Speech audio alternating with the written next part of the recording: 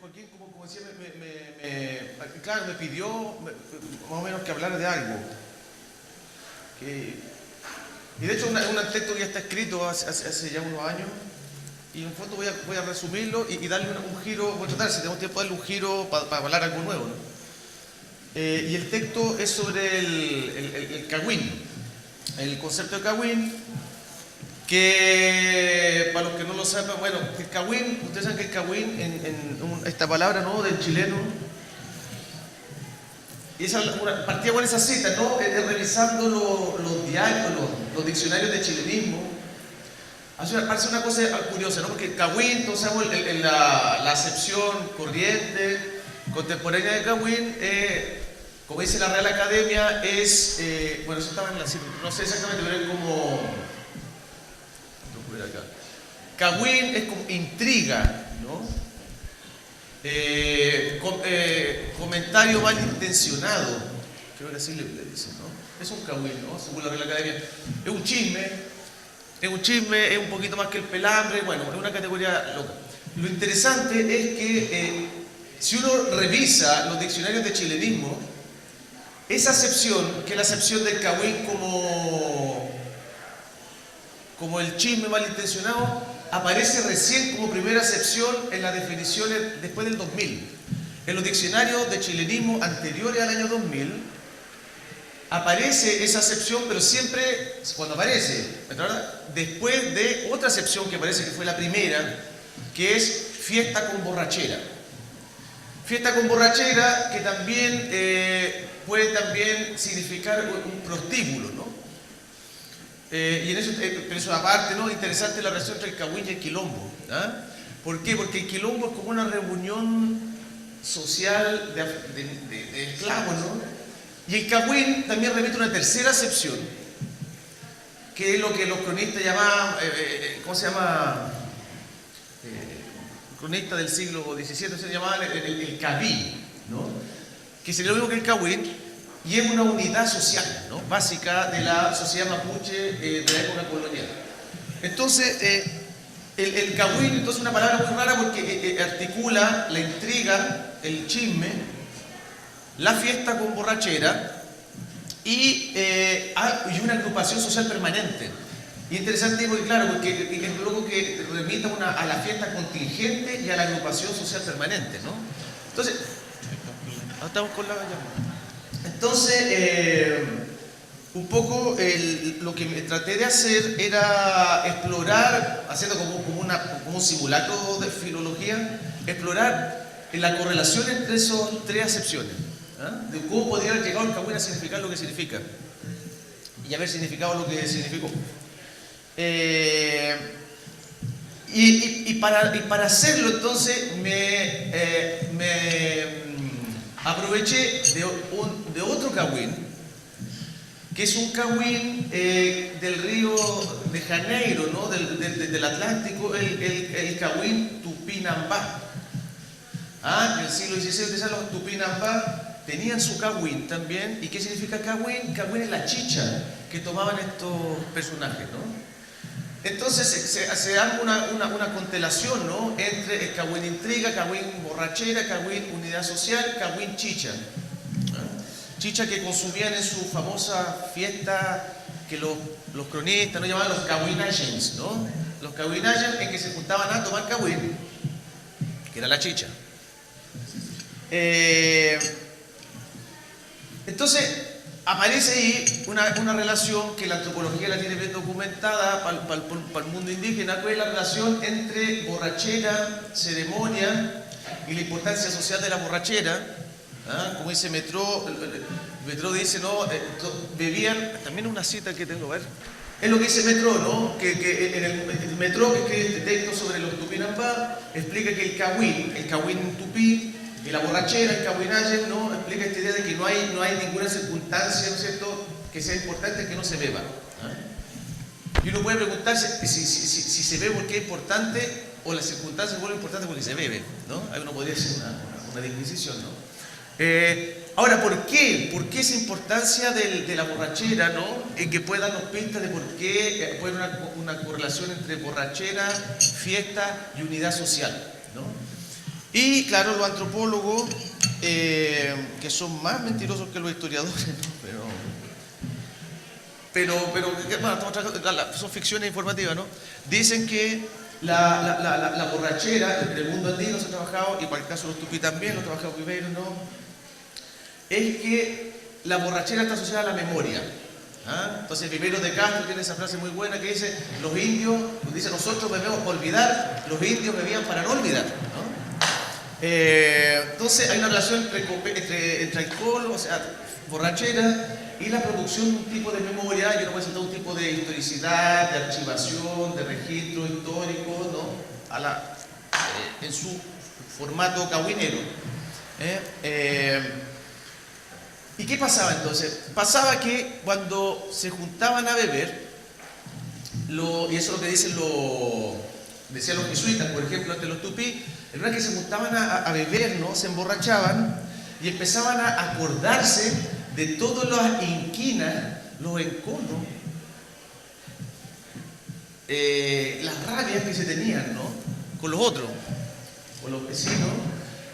Entonces, y decidía entonces, el contexto de la borrachera, aparecía este recuerdo, pero un recuerdo que era un motor de venganza, ¿no? Era un motor, en el fondo, que ahí viene la vuelta, y es un poco el artículo anterior decía eso, ahí viene la vuelta, es decir, los tipos tomaban cagüín, hacían un cagüín, para tomar cagüín, y mientras estaban borrachos, se ponían a cagüinear a los vecinos que iban porque iban a vengar antiguas, ¿no es cierto?, afrentas. ¿Se entiende, no? Es simple. O sea, ahí como que se cierra el ciclo del cagüín, ¿no? Borrachera, memoria, recuerdo de la afrenta.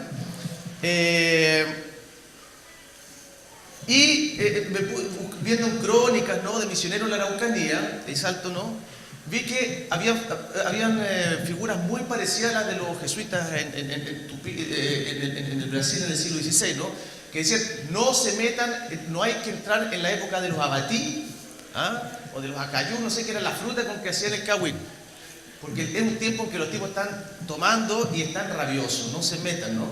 Y ahí tengo algunas citas, mira después, por favor. Claro, esto es de un jesuita, ¿no? Esto es de los tupí, ¿no? Y estas son de misioneros del siglo XIX, de final del XVIII-XIX, en la Araucanía, ¿no? Que la figura es la misma, ¿no? No hay que entrar a tierra indígena en la época de las chichas. Porque en la época de las chichas, ¿no? Como dice un cura, ¿no? Creo que Buenaventura Ortega dice, es un tiempo inútil, ¿no?, para los misioneros. A ver, avanza, por favor. Creo que la siguiente. Claro, está Diego Chufa, que es un el prefecto apostólico, ¿no?, franciscano, que dice, no guarden rencores esperando el tiempo de chicha para pelear venganza, etc. O sea, había un tiempo para cagüinear, que coincidía con el tiempo de la chicha.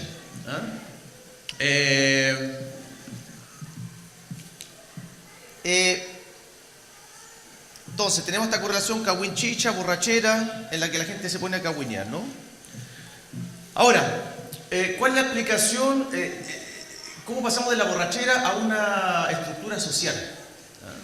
Ahí aparece la dimensión ceremonial, que es una palabra muy fea, porque finalmente es un carrete, pero que tiene una función, ¿no?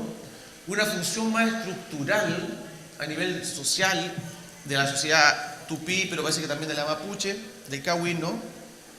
Y es lo que dicen los antropólogos, ¿no?, de Viveiro de Castro, ¿no?, que finalmente estos cagüinajes y estas fiestas de borrachera estaban orientadas a algo que era lo esencial para estos tupí, que era la venganza. Eran las guerras de venganza. Porque la venganza, decía él, era el gran dispositivo, el dispositivo que tenían los tupí para producir el tiempo.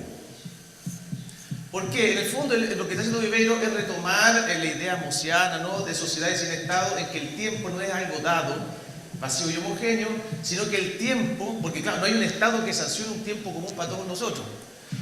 Y como no hay un Estado que permita que haya un mercado, además, que sancione un tiempo común para todos nosotros, en una sociedad sin Estado, el tiempo como la paz, que es lo que hablamos el otro día, hay que construirlo, ¿no? Y se construye mediante acciones contingentes. Por ejemplo, la venganza es una manera de construir ese tiempo. genera una deuda de sangre. El don, el intercambio de pareja, el don, en una sociedad que no hay dinero con ese tiempo de mujer, también es una manera de producir deuda y por lo tanto hay una producción de una temporalidad. Entonces, contra un tiempo dado, vacío y homogéneo, aparece una sociedad que tiene un tiempo que es heterogéneo y construido contingentemente por acciones como el don o la venganza. ¿Sí?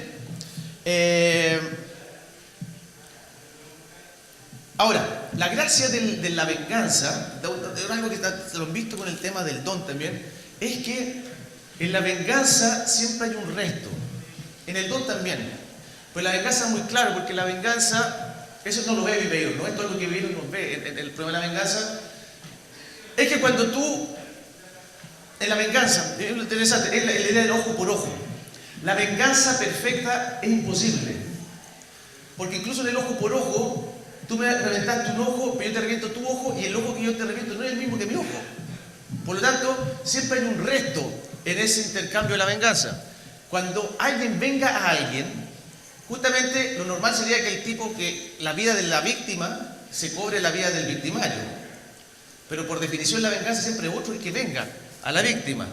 Por lo tanto, siempre también un desfase temporal, un desfase de la persona, y en última instancia, si el tipo la matara igual, la vida del victimario no es plenamente equivalente a la vida de la víctima, ni a la muerte de la víctima, y aparece ahí entonces un resto irreductible a la circulación y al intercambio de la venganza, que es el espectro, o el fantasma.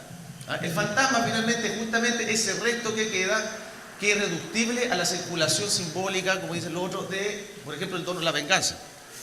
¿Sí? Entonces,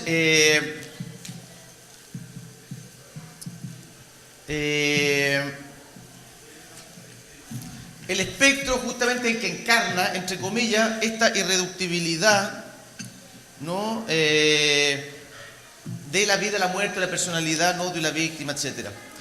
Y ahí, entonces, en ese momento, en el texto que estoy resumiendo, ¿no? El texto anterior, aparece que esa figura del espectro y la venganza fue un tema que tuvo una gran como vigencia social y literaria en la tragedia, ¿no? En las tragedias, ¿no? Sobre todo las tragedias de la Europa moderna, ¿no? Hamlet es como el modelo, ¿no? Privilegiado, pero Hamlet es como la más famosa y la más sofisticada de una serie de tragedias que circulaban por Europa en esa época, en que aparece la figura esta del espectro, ¿no? Aparece la figura del espectro, asociado a la venganza, el espectro aquel que viene a clamar venganza.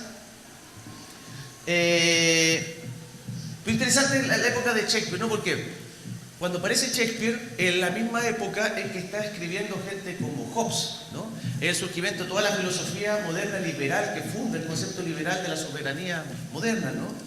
¿Y qué es lo que está tratando de hacer Hobbes a la misma época que está Shakespeare escribiendo esa tragedia? Es que este resto insondable, ¿no es cierto?, espectral, es justamente el resto que la filosofía política liberal moderna trata de neutralizar. O sea, si uno lee el Leviatán de Hobbes, es un gran tratado de cómo neutralizar los fantasmas, ¿no? Los espectros. ¿Qué fantasmas? Esos fantasmas que están clamando por venganza, ¿no? Que recuerdan las violencias y los cagüines que subyacen al orden soberano, a la ley, al Estado de Derecho. ¿Sí? Eso es interesante. De hecho, ahí hay una cita muy buena de Foucault, ¿no? Cuando trabaja en defender la sociedad, cuando él dice, en la época en que los juristas, los filósofos estaban buscando las leyes que fundamentan el orden soberano, aparece la tragedia. ¿Y qué es la tragedia? La tragedia es justamente un cagüín. Es el cagüín por el cual se ponen en escena los fundamentos ilegales de la ley del soberano. Eso es la tragedia, ¿no? Es decir, finalmente el soberano y la ley está fundado en puros cagüines, intrigas, traiciones, infidelidades, ¿no? ¿Sí? Detrás de ese soberano, ese orden soberano, hay un sustrato cagüinero. Y ahí aparecen todos aquellos, ¿no es cierto?, que son las víctimas que permitieron la instalación de ese estado y aparecen como espectros, ¿no? Aparecen como ¡Uah! Los espectros. Entonces, los espectros de las ovejas, bueno. ¿Ah? Entonces, lo interesante con Hobbes, esto nos va a servir para la vuelta que quiero darle al final, es que en el libro, ¿no? En el Leviatán, Hobbes deja fuera del ámbito del contrato, la negociación, el conflicto, es decir, de lo político, de la política o lo político, a dos categorías, que son los dioses, y los fantasmas, que es como lo mismo, por un lado, y a los animales y los fenómenos naturales. Esa gracia es el libro, ¿no? Tiene que ver con lo que hablamos ya de las ballenas, ¿no? Es decir, la política moderna se funda en, ¿no es cierto?, un ordenamiento de los interlocutores políticamente políticos, digamos, ¿no? Y hasta esa época, ¿no? Bueno, habían milagros, habían dioses, habían monstruos, habían juicios a los animales, ¿no? Bueno, con la filosofía política moderna lo que hace es decir, no, porque aquí la política se hace entre seres humanos. No hay ni dioses, ni fantasmas, ni perros, ni piedras, digamos, ¿no? Eso no entra en la política. Lo loco es que, claro, en cierta manera lo que está haciendo Hobbes es evacuar la amenaza del espectro, pero lo interesante es que al mismo tiempo evacúa la magia y el milagro, que hasta esa época eran propiedades del soberano. De hecho, la tercera parte del Leviatán trata fundamentalmente de demostrar que los reyes no tienen poderes milagrosos y te ponen la mano encima. Trata justamente de desfetichizar al rey y transformarlo sencillamente a la posición soberana como el efecto de un contrato racional entre individuos, ¿sí? Humanos. Entonces, esta evacuación de los espectros, más que eliminar el Kawin, en cierta manera seculariza el Kawin, ¿no? Porque, en cierta manera, la naturaleza y el accidente son el límite del Kawin, pero cuando el Kawin se seculariza. Es decir, uno no puede Kawinear cuando hace un Kawin. ¿Sí? Cuando uno hace un Kawin, en realidad los Kawines, nunca un personaje, un Kawin es un perro, digamos, ¿no? ¿Ah? Pero eso gracias a Hobbes, digamos, ¿no? Entonces, ahora bien, al tiempo que está haciendo eso Hobbes, entonces pues, aparece la tragedia. Aparece ahí trabajo con Hamlet, ¿no? Y está el kabuki, que es lo que le interesa a Cope que hablara, pero no me gusta mucho el kabuki. Qué interesante, claro, que existe un tipo que trabaja el tema de los espectros y explica, claro, cómo es Hamlet. La gracia de Hamlet es que parece que es la primera obra de las épocas de tragedia en que hay fantasmas en que se introduce la duda de si el fantasma es de verdad. Porque una escena, creo que está la mamá de Hamlet, y Hamlet ve el fantasma y la mamá no la ve, no lo ve el fantasma, ¿no?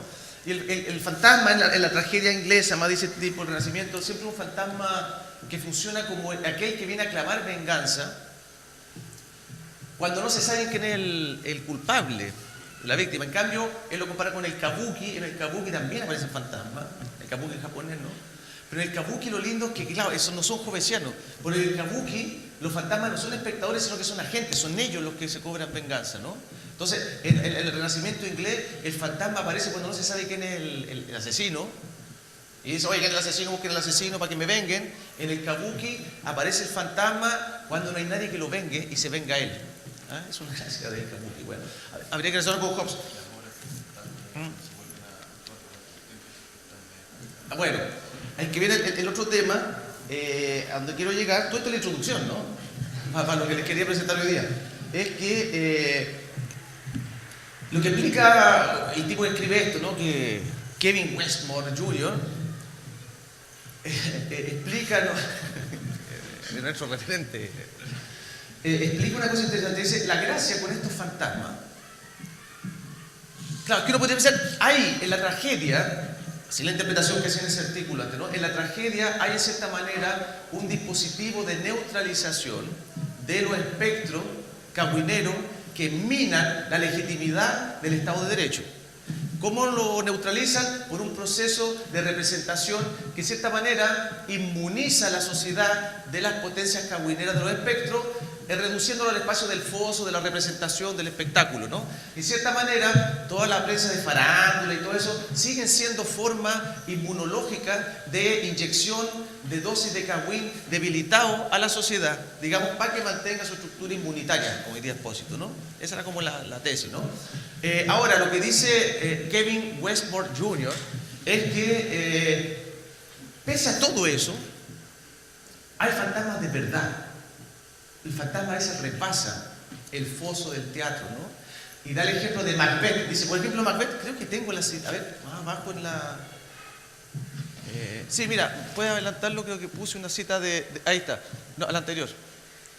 La superstición que rodea, está hablando de la superstición que rodea finalmente algunas de estas obras de teatro, cuando son montadas. Y a veces hay montaje, que quizás vamos a hablar. Casi todo en el teatro occidental saben de la maldición de Macbeth, por ejemplo, y disponen de rituales y reglas que se aplican en su producción, incluso para nombrarla en vuelta. No se puede nombrar Macbeth para los actores, no sé. Y dice, bueno, y finalmente, es que son fantasmas reales, o sea, a cada obra de teatro le penan los montajes anteriores, la expectativa del público, o sea, todo montaje, y que subrayo la palabra montaje, está infectada de fantasmas, ¿no? Que le están penando. Entonces, aparece esta figura entonces de este fantasma que desborda el espacio del teatro, la representación, y eso que desborda en realidad es una superstición, ¿no? Aparece aquí como superstición. Y que una superstición, finalmente una superstición es aquello que sobrevive, una superstición es una práctica que tuvo vigencia en una época y que después con la evolución en otra época esa práctica queda funcionando justamente como un fantasma, digamos, ¿no? Una práctica anacrónica, es una superstición. Ahora, y con esto voy a empezar para terminar. En ese artículo yo terminaba una conclusión media floja, ¿no? Que era como que finalmente el Estado tiene estos dispositivos como el teatro, con la tragedia, o como la periodismo de farándula, ¿no? Maneras de neutralizar el Kawin. Y tiene otros dispositivos, porque en la época en que escribí eso era la época en que había aparecido Snowden, ¿no? ¿Se acuerdan? Cuando desclasificó justamente estos papeles de los servicios de inteligencia, ¿no? Y explicar que en el fondo el Estado de Estados Unidos estaba muy preocupado de los cagüines que circulaban por las redes sociales. Entonces, habían dispositivos de control del cagüín, que eran los dispositivos para objetivizar la opinión pública, y estos dispositivos de contrainsurgencia. Así vamos a terminar. Ahora, con lo que quiero terminar ahora es con otra figura, que es cuando el Estado, o ciertos personajes que representan al Estado, y un Estado liberal, por lo tanto desfetichizador, descagüinizador, hacen uso del cagüín para lograr objetivos del mismo Estado liberal, desfetichizador, evolucionista, racista y todo lo que quieran. Y eso entonces, aproveché esto que viene después, que es este libro, un librito muy cortito, de Vicuña Maquena, ¿no? Que se llama Elisa Bravo, no sé, sobre Elisa Bravo, y esto muy rápidamente, ¿de qué se trata esto? Y aquí es interesante porque aquí lo que quiero para explorar, pero no lo voy a hacer ahora, ¿no? Es la relación entre cagüín y dos categorías, que es un poco lo que hablaba antes, ¿no? Respecto del libro sobre Barragán, ¿no? Es el problema del cagüín y la ficción, el cagüín y el montaje por un lado, y por el otro lado sería la relación entre el cagüín y el acontecimiento. Eso que no lo voy a solucionar, pero quiero introducir, que eso es lo que me interesa de todo. Entonces, ¿qué pasa? Elisa Bravo, muy brevemente, en el año 1849 hay un naufragio cerca de las costas de Imperial, ¿no? Frente a las costas de Imperial, un poquito entre Tirúa y Imperial, naufraga el bergantín Juven Daniel, y dentro de ese bergantín iba una mujer muy joven, tenía 16, 17 años, con su hijo recién nacido, se había casado hace poco, y mueren. Esos son los datos, ese es el acontecimiento. ¿Qué pasa? Aparece un indio Porma que le contó a una india que se llama Catalina que hubo sobrevivientes y que los mapuches los asesinaron a todos y que se las violaron. Mira, la siguiente, por favor. Aquí una descripción, ¿no? Si miran al final, es muy breve, ¿no? Cuando dice... Porma añadía por último, ¿no? Habla de las noches de lujuria, ¿no? Porma añadía por último que en las noches los salvajes ebrios de alcohol y de lujuria habían cometido con los desdichados náufragos los actos más atroces de inhumanidad contra la vida y el pudor, solo un niño, etc. Entonces destrozaron cuerpos, se violaron a las mujeres, se comieron las guaguas, los mapuches, es una cosa horrorosa, según este testimonio. Y a lo que se suma, ¿puedes adelantar por favor? Se suma también y esto es batallano, ¿no? Y aquí entra Batay, entra toda la dimensión erótica en el sentido de Batay, de que el libro de Vicuña Maquena está absolutamente tensionado por la suspensión erótica de la Elisa Bravo, que era una niña muy bella, ¿no? Tenía poca cintura, pero generosos pechos, ¿no? Si la describe, ¿no? Y está toda la tensión erótica de cómo esta niña, ¿no es cierto?, de la clase acomodada santiaguina, ¿no? Bueno, era de Santiago, es capturada, ¿no? Como está, ¿no es cierto?, se ve ahí, es capturada, cautivada por los indígenas, y cómo después de los años habría terminado, ¿no es cierto?, degradada, ¿no? Sometida a un poco me acuerdo que lo que decía Zuruy, ¿no? De esa idea de que también está en Borges, ¿no? Esa imagen del mundo indígena como un mundo de vísceras, magia, superstición y poligamia. ¿Ah? Vísceras crudas, magia, superstición y poligamia, ¿no? Y cómo esta niña tan fina, ¿ah?, cómo se debe haber degradado en el contacto con esa sociedad carente de cualquier principio moral. Y uno siente cómo Vicuña Maquena está caliente, ¿no? Y de hecho hay una nota, cuando fue a ver una cautiva en Chillán, que se velaba la cara y él estaba con un cura, y lo único que quería es que se sacara el velo para ver cómo había sido mancillada por los pincheiras, ¿no? La mancilla. Y eso, nuevamente, con Bataille, está todo el heterogéneo de que ustedes saben que Bataille dice: ¿por qué es importante la belleza para el erotismo? Porque la fealdad no puede ser mancillada. La mancilla, como estructura básica del erotismo, es un dato, ¿no? Todo este texto de Vicuña Maquena está cruzado por esta tensión erótica de la mancilla, ¿no? Y estamos casi terminando.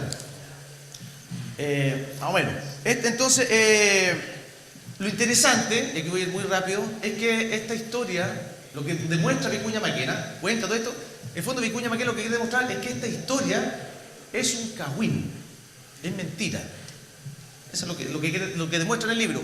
Va cruzando los testimonios y finalmente, claro, descubre que en realidad el testimonio fue un invento de la India Catalina.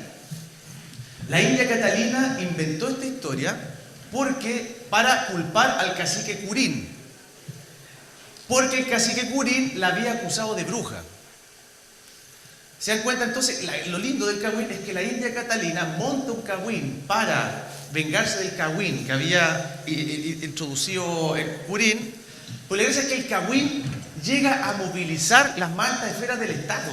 ¿Ah? Y ahí tengo una cita ahí, pero no es para que ponerla, de cuenta el presidente, ¿no? En esa época era Prieto, parece, no me acuerdo quién era. No, era Bulnes, era Bulnes. Bulnes cuenta la cantidad de recursos que han movilizado para buscar a Elisa Bravo. ¿Ah? Entonces,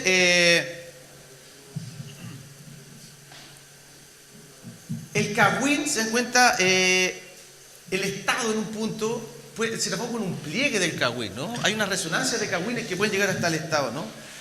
El naufragio y el acontecimiento de naufragio es un instrumento utilizado por Catalina para acusar a Curín. Moviliza la más alta esfera del Estado, se gastan recursos, etcétera. Y llegan unos oficiales a interrogar a Catalina y al indio Borman, y entre ellos está, por eso te escribí el otro día, el mismísimo Cambiaso. Está, por más adelante está, a ver, claro, más adelante, esa, ahí está. ¿Ah? Fue Cambiaso, ¿no? Aquel horrible Miguel José Cambiaso, a la sazón alférez de artillería, confinado en el fuerte de Valdivia. Ya estaba confinado, ¿no? Que solo 2 años después sería el atroz mentiroso carnicero dictador de Magallanes, ¿no? Y Cambiaso toma declaración y además el tipo reproduce y amplifica el cagüín. ¿Ah? Dice que en realidad el indio Curín fue horroroso lo que hizo, fue feroz, digamos, ¿no? Se dan cuenta cómo el cagüín de Curín y Catalina entra en resonancia con el naufragio como acontecimiento, pero resuena con una cuerda de cagüines que van a mojonar en los sucesos del 51, digamos, ¿no? Entonces, que tiene con la revolución del 51, tiene con los acontecimientos en Punta Arenas. Entonces, en cierta manera hay acontecimientos y hay cagüines que resuenan y comunican estos acontecimientos, ¿no? Lo otro, la pregunta. Bueno, voy a saltarme una pregunta y una segunda pregunta. Y con esto termino. Elisa Bravo, y eso para allá va la conclusión de Vicuña Maquena. Elisa Bravo, en realidad funciona, finalmente para Vicuña Maquena, entre algo que es entre una santa y un espectro. ¿Ah? Porque, de cierta manera, funciona, porque claro, lo que explica Vicuña Maquena es que gracias a este cagüín, el ejército movilizó muchas tropas y empezó a tomar conciencia de la necesidad de ocupar ese territorio indígena, ¿no? Y transforma a Elisa Bravo en una especie de santa laica, ¿no? A ver, más adelante creo que está la cita de Elisa Bravo. Claro, la siguiente, están en la cita, que esta geografía a Elisa Bravo, que igual digo funciona como entre un espectro que clama venganza y una santa, ¿no? Santa republicana. Ahora, el tema es que Vicuña Maquena, porque la santa, si un espectro, está clamando venganza. Vicuña Maquena sabe que Elisa Bravo murió a causa de la tormenta. ¿Sabe que no la mataron los indios? Fue una causa natural. ¿Se acuerdan que hablamos de Hobbes? ¿Ah? Que Hobbes deja fuera las causas naturales de los cagüines. ¿Sabe que fue una causa natural? Pero la gracia del texto de Vicuña Maquena, la conclusión es que de cierta manera está ponderando o elevando la necesidad de ese cagüín para el avance del Estado y la civilización. Es mentira. Es un cagüín, pero es necesario. ¿Ah? Y es el aporte de Elisa Bravo que produjo ese cagüín. Y eso permitió el avance del Estado chileno y de la civilización. Ahora, uno puede preguntarse, asumir que un cagüín es falso, pero decir que el cagüín es necesario, ya es estar cagüineando. ¿Estamos de acuerdo, no? O sea, no hay nada más cagüinero que lo que está haciendo Vicuña Maquena, ¿no? Entonces, afirmar el cagüín o la necesidad del montaje, que entramos al tema del montaje y la ficción, podríamos decir, Hegel llamaba a estas cosas las astucias de la razón. ¿Ah? Cuando Hegel decía que el espíritu iba avanzando, y había cosas un poco atroces, mentiras, pero todo en última instancia era por que la razón siempre sale ganando, ¿no? Entonces uno puede preguntarse si Elisa Bravo es un mártir. Hay que preguntarse si es un mártir o una diosa de la razón o de la astucia. ¿Ah? Pero no hay cagüín sin espectro, y como en Macbeth el espectro sale del escenario y se transforma en superstición. Y ahí termino con esto, que como es una tontera, ¿no? Con lo que termino, que Vicuña Maquena finalmente reinstala, a partir de este cagüín, el reconocimiento del espectro de Elisa Bravo, reinstala la necesidad de una superstición para explicar por qué murió Elisa Bravo. Y dice, porque uno se pregunta, ¿quién mató a Elisa Bravo? Bueno, no fueron los mapuches, fue el naufragio, o fueron las olas, o fue la tormenta, o el invierno, o el capitán, o su esposo, que fue el que le dijo, vamos a Valdivia, ¿no? ¿Quién la mató? ¿Ah? Y ahí entonces el fantasma tiene que ver con esa pulsión por buscar la causa del accidente natural. ¿Ah? Eso es la función del fantasma. Que en fondo el cagüín, de encontrar que todo accidente natural en realidad es el montaje o la ficción de un crimen que hizo alguien que puede ser responsable, ¿no? Que puede pagar. Entonces el fantasma es también la pausa que detiene esta infinita cadena de causas, las horas, el invierno, etc. Y hay un reflujo, para ocupar la palabra, ¿no? del compañero el otro día, ¿no? Hay un reflujo del cagüín, la superstición, bajo el montaje liberal y decimonónico de Vicuña Maquena, y es que trae el accidente. Y finalmente explica el accidente, muy tonto. La última, por favor. Porque se embarcaron en día Marte. Y dice, en día Marte no te cases ni te embarques. Y parece una broma, pero termina pero termina probando esto con ejemplos de naufragio. Él dice el Illimani, el Cordillera, que partieron en el día Marte, y termina con el Arctic, que explicaba que naufragó aquí en el Cabo Vírgenes, y gracias al naufragio encontraron oro, etcétera, ¿no? Ya, dejémoslo ahí nomás.